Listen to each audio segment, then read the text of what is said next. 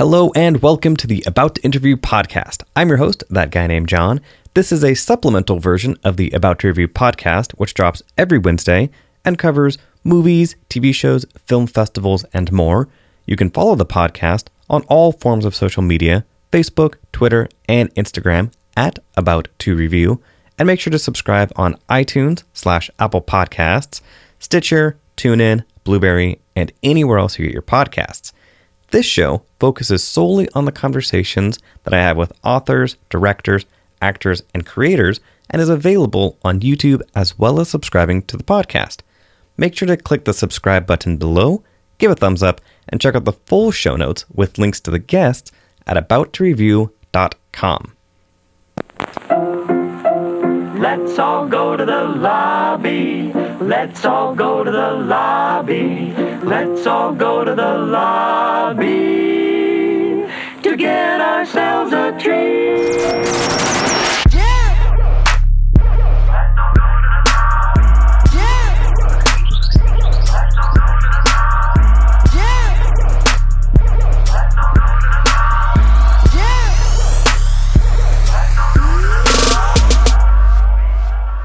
Sitting down now with Carlos Lopez Estrada, the director of Blindspotting. Welcome to the show. Hello. Thank you for having me. Yeah, thank you for making the time to do this. I know you have had a crazy press day, so I appreciate the time. It's been too crazy. No, but this is, thank you. I'm happy to be here. Good. So my first question, so oddly enough, in our screening, the movie starts and there was no sound for the first 60 seconds. So they had to talk to the projectionist and kind of restart things. And so while they were restarting things, we were like, okay, what music is this going to open to? Start talking about that. Then it starts again, and La Traviata by Verdi is the opening song. I gotta know about that choice. That was, there's a long, I don't know if it's that interesting of a story, but that was a choice that the editor made. Originally, the first use of the song was during the fight that happens way later into the movie. Okay. And I mean, I guess a short answer to your question is that we always imagined this movie as sort of like a heightened, almost operatic interpretation of Oakland. And I don't know how much you know about culture in the Bay Area, but people from Oakland talk about their city as if it was this larger than life, this almost mythological city. And everything is bigger and everything is colorful and everything is unique in Oakland, from the way they dress to the way they talk to the music that they listen to. It's a special place, and people from Oakland really do sort of describe it as this land that you cannot compare to any other city in America. Right. So the short answer to it is, we wanted to create this sort of operatic depiction of a city that is already larger than life, and it, for some reason, I think on paper, if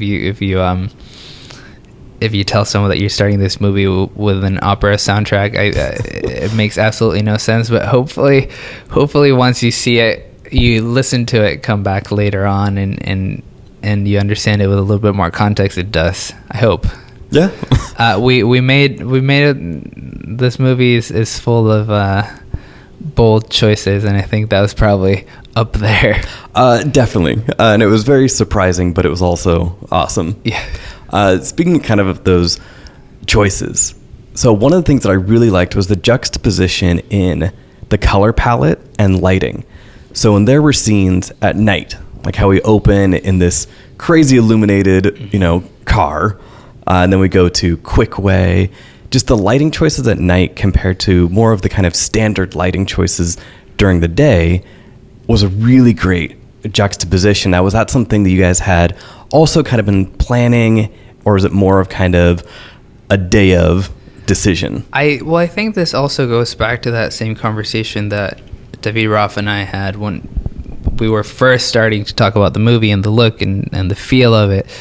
And the very first thing we said is, look, we want this to be colorful. We want this to be a heightened sense of reality. We want this to capture this sort of romanticized lens that we all see our city through. So how exactly to go about that was really like the challenge of all of pre-production. And during the shoot is like, how we're obviously making a movie, we're not making a music video, so we have to make sure that all of these choices feel deliberate, but that they're also supporting the story that we're trying to tell.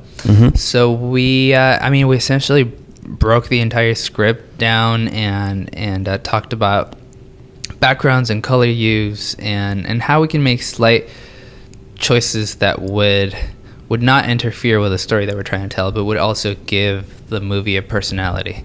That it would feel like the way that Oakland feels like to them, which is just like the most colorful, eclectic, and exciting of places. So we just made sure that everything was rooted in some reality, whether it was the real locations or people experiences that they had that we were trying to recreate, but with a slight edge of fantasy, or whether it's like the lighting being just a little bit brighter than it would normally be, or the compositions just being a little bit more precise than I think we would have done in a different kind of movie. It just, everything has just like a little bit of fairy dust over it, and definitely, hopefully that captures sort of like their view of Oakland and their city.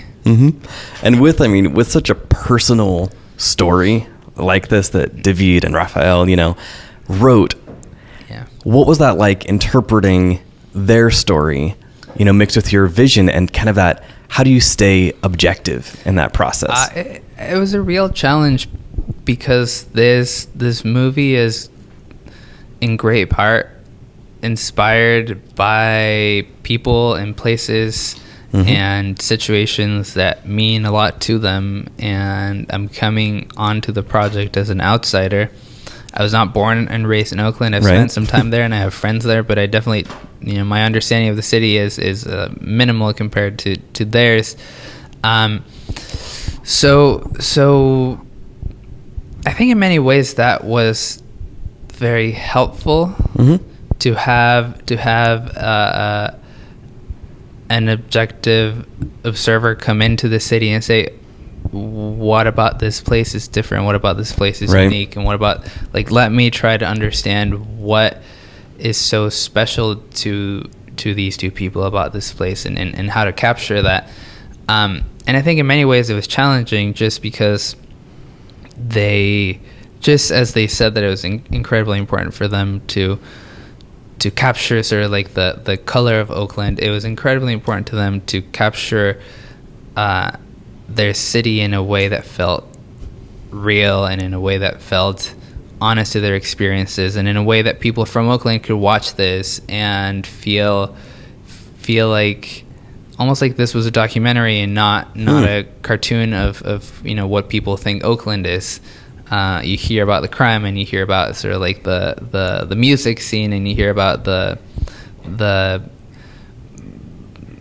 political nature of the Bay, and I think it's easy to paint a picture, but they are so clear that they didn't want that. They want this to feel like a real place where people live and exist, and all their families are still there. So is that kind of authenticity mixed with the objectivity of somebody from the outside being like, okay, how do we form this story in this way? Yeah, so I think that was the biggest challenge for me to accomplish both. And the movie, honestly, I think it was helpful, because the movie is all about perspective, and the movie it's all about sort of like multiple people seeing the same person, the same thing, the same event, and having different interpretations of it. So in many ways we had that experience while making the movie, just trying to get on the same level, and me trying to, even though I would never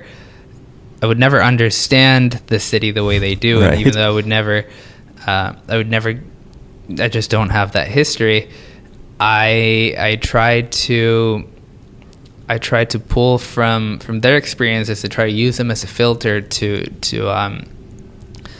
sort of like distill what is important to them and what they thought the movie needed to capture. Nice. Yeah. One of the images that we saw a lot during the movie, because there's a lot of it takes place in a car, and whether it was intentional or not, there was a U-turn sign, or rather a no U-turn sign, that was pictured prominently in multiple scenes. And so with that, so I mean, first, was that intentional? That's interesting that you noticed it. I don't think anyone else has.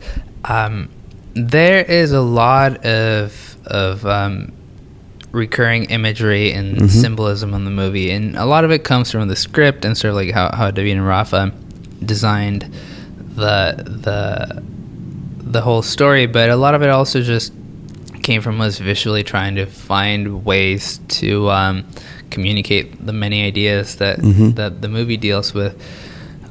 So, I mean, without giving too much away, a lot of the movie takes place in cars or vehicles or trucks, and a lot of important moments in the movie happen when people are waiting for traffic lights or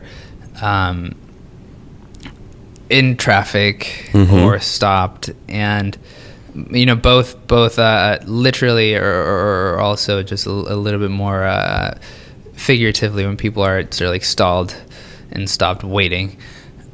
So we found this motif that I think plays all throughout the movie about red lights and red lighting and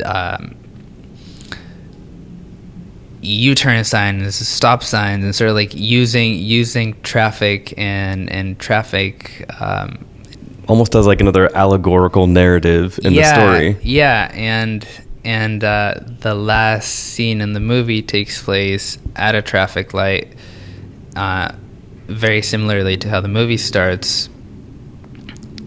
And there is no U-turn sign that means something. I don't want to say what, but yeah, it's. I mean, the movie is filled with symbolism, and I'm glad you caught that, because I feel like sometimes people don't. Well, yeah, I mean, and it definitely caught my eye because it was something that, you know, we saw more than once, and so kind of tying into that, in your filmmaking career, going from, you know, the music videos to now a feature film, what is something that you had to leave behind? It was not that long ago when I decided that I wanted to work with artists that I respected and people whose visions were aligned with mine. I think many times when you're starting any career, you obviously have to make a lot of sacrifices to make sure that you survive and that you can keep doing what you want to do. And around the time when I met David and we started making the music videos together, I think it was a real turning point for me to make that decision of saying, I'm going to make some sacrifices, and some of them are going to be financial, and I may not be making as much money as I wish I could be making, but I want to work with people who I respect and musicians who I feel like I'm going to be able to learn from, and to foster relationships that are meant to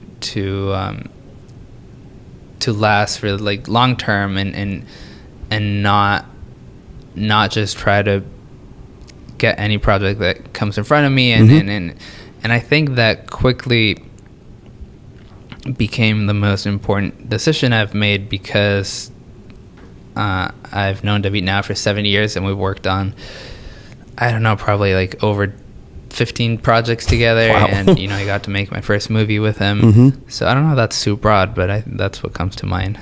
Okay. Yeah. And then just kind of wrap it up, one of the other quotes that really kind of stuck with me in the movie was somebody is telling David's character, "You are a convicted felon until proven otherwise. Yeah.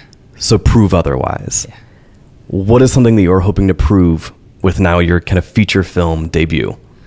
I don't know. That's a good and a very hard question. I